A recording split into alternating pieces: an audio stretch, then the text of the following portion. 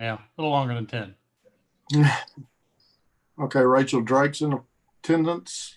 Kevin Wooten, Ben's iPad's in attendance. Marty Drake.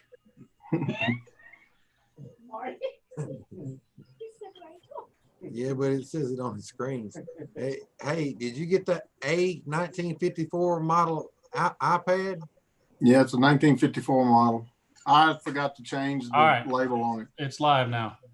All right, it's 6 o'clock. I'll call this April 27th, 2020 meeting of the Livingston Independent School District to order. Present are myself, Ben Ogletree, Marty Drake, Kevin Wooten, Krista Bass by video, and Mike Nettles is by telephone.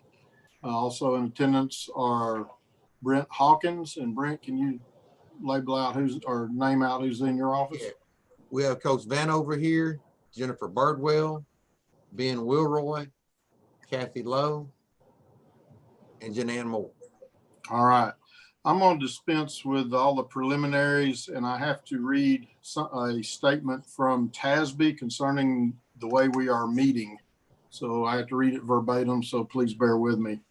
On March 16th, Governor Greg Abbott granted a request by the Attorney General Ken Paxton to temporarily suspend limited number of open meeting laws to the extent necessary to allow telephonic or video conference meetings in response to the coronavirus COVID-19.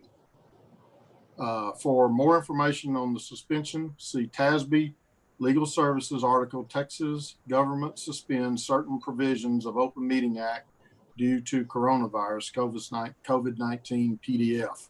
In accordance with those suspended rules, we certify the following. Notice of this meeting has been posted online for at least 72 hours, 1 hour if an emergency meeting or emergency supplemental item. 1, although members of the board are not gathered in a central physical location, we do have a quorum in attendance at this meeting by video conference or telephone call. We are meeting by the use of Zoom software application, which allows for two-way communication between board members and members of the public who have followed the instructions on the meeting notice for registering to speak during the public comment section, which we have no registered public comments. The meeting will be live streamed on YouTube for all members of the public to view. As we would in any in-person meeting, members of the public who have followed the instructions on the meeting notice for registering to speak during the public comment portion will be unmuted for 3 minutes to speak. If the speaker submitted written comments in advance, the board secretary will read the comments into the record before or during the board's consideration of that item. If you would like to provide comments at a future meeting conducted by video conference or telephone call, please follow instructions on the meeting notice. All other meeting procedures will adhere to board adopted procedures to the extent practical. An audio recording of this meeting is being made and will be available to the public at a later date. This software application allows for 300 people to view and interact at a time. We apologize in advance for any foreseeable difficulties and ask for your patience as we navigate unprecedented conditions. And lastly, if you have questions about these suspended laws, please call the Office of the Attorney General at 888-672-6787 or by email at toma, T-O-M-A, at oag.texas.gov. All right, that concludes the statement. As I said there are no citizen comments were registered on the agenda items. And so on the agenda, we'll move to informational items. Dr. Hawkins. Do you want to skip the prayer, play, and mission? Yes. Yeah, we'll go ahead and skip that. Okay. Information items has not changed since I submitted those to y'all last week. If you have any questions on any of it, let me know now and I can answer those for you. I will note that Scott Paskey has now joined the meeting as well. Are there any questions on the informational items? If none, then we'll go to the consent agenda and consideration of that. Are there any questions on the consent agenda? All right, is there a motion to adopt or pass the consent agenda? So moved.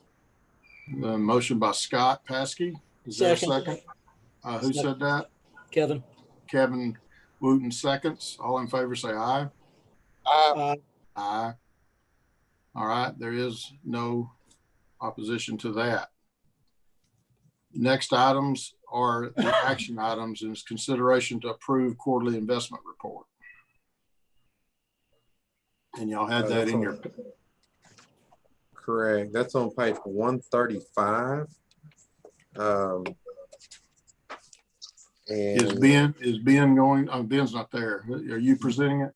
yes, Okay. Ben's not here. You can see on page 136 there where Ben signed off on it as the CFO and the investment policy and provisions of the government code, chapter 2256. You can also see the liquidity as well as the actual rate on each one of those. You know, it's I don't have to remind y'all the kind of times that we're in. And so, you know, I feel like that's a pretty good return based on the factors of the economy at this time. All right. Are there any questions on the quarterly investment report? I make a motion, Alright. we accept them. Okay, we have a motion from Mike Nettles to accept. Is there a second? I'll second. Second from Krista Bass. All those in favor say aye. Aye. Aye. Any opposed? There is no oppositions. That that action item passes. The next item on the action agenda is consideration to approve food services management contract, RFP LISD number 2. And that's on page 137, I believe. Is that correct? Correct. That's the template there on 137. For those of you who have not been on the board for the previous 5 years, you know, the Texas Department of Agriculture requires that we have a RFP, a request for proposal, that goes out in our food service area every 5 years. This is the third one, I believe, that our district has done. The 2 previous ones were awarded to SFE, or Southwest Food Excellence. I think we have a tremendous relationship over the past 10 years with them. And Mr. Davidson took the district through that process. And it is a very detailed process that the Department of Agriculture requires us to go through. There is a pre-meeting in which there was interest for this contract. When the contract came back, there was only one proposal, and that proposal is the one that we recommend tonight, and that's the continuation of our contract with Southwest Food Excellence. For the pleasure of the board, I would just like to say that you are really to be commended. I know that when we looked at providing breakfast and lunch for all students in our district, we knew that when we did that on all campuses, there was a possibility that we would have to go into our guarantee sum, and we've never had to do that. This was the second year that we've done that. You know that Southwest Food Excellence provides us with a guarantee in which some folks would say a profit. You don't make a profit off child nutrition because those monies go back into your child nutrition program. I know that prior to contracting out, we were running deficit budgets in the child nutrition area. But the one area that I would like to draw your attention to, and so I said all that to say this, is that on page 138 down there at the bottom, there's a FSMC guaranteed return. And you notice that that's not quite 3 times of what it was in the prior contract, but it is a substantial guarantee that they've never had a problem in meeting that guarantee. And so From the we- district point of view, I think that's very advantageous that we consider and approve this contract. Do we need to read that into the record or anything, Dr. Hawkins? No, All right, no, all right. we just need to award it to this vendor if it be the pleasure of the board. All right, there is a recommendation from administration to approve Southwest Food Excellence. So moved, Who did that? Kevin. Okay, I'm sorry. I was looking down. All right, we have a motion from Kevin. Is there a second? Scott, Second. second. All right, we have Scott Paskey seconds that. All those in favor say aye. Aye. Anyone vote no? There is none. That motion passes as well. All right, is that the end of the action items, Dr. Hawkins? Yes, sir. That is All right. all. That is all. There needs to be nothing else to tend to, huh?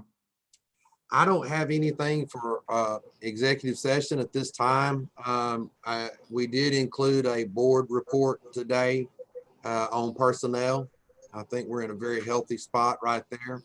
And so if anybody has any questions on that, please give me a call tomorrow, come by, or let me know, and I'll come to you or whatever you need to get your questions answered. Okay, can you just give us a quick update on the food service? It ends when, May 15th? Oh, yes, sir. The satellite areas of regular food service delivery ends on May the 15th.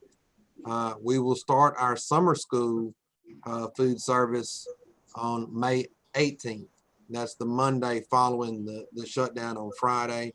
And really the only thing that's impacted is that we will not be doing remote deliveries out there, and that's because of staffing.